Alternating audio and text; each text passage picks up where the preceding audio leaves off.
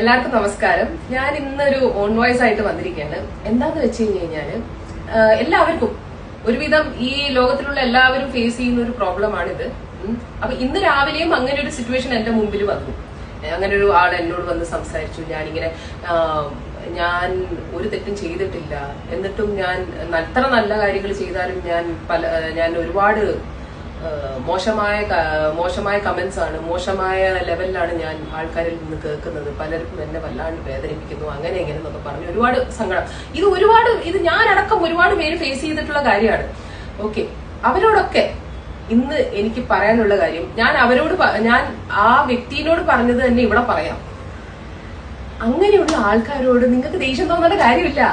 Tell them thank you. എന്തുകൊണ്ടാന്ന് പറയാം, അവർ ചെയ്യുന്നത് നല്ല കാര്യമാണ്, വളരെ നല്ല കാര്യമാണ്.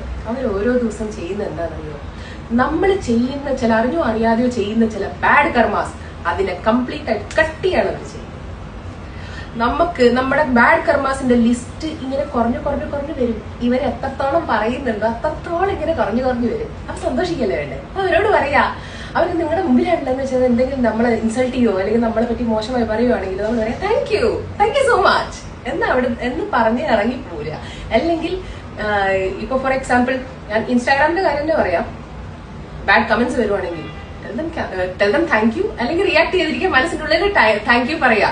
ബിക്കോസ് അവര് ചെയ്യുന്ന ഒരു വളരെ നല്ല കാര്യമാണ് നമുക്ക്. അപ്പൊ അതിൽ വിഷമിക്കേണ്ട ഒരു കാര്യമില്ല. പിന്നെ ഈ പറയുന്നതും എഴുതുന്നതുമായ നേന്ത്രത്തിമാരും സൂക്ഷിച്ചോ, കൂടി വരികയാണ്. ഒരു അല്പനേരത്തെ സന്തോഷത്തിന് വേണ്ടി പറയുന്നതും പ്രവർത്തിക്കുന്നതാണെങ്കിലും അത് വലിയൊരു ലെവലിൽ എത്താതെ സൂക്ഷിച്ചോ കേട്ടോ.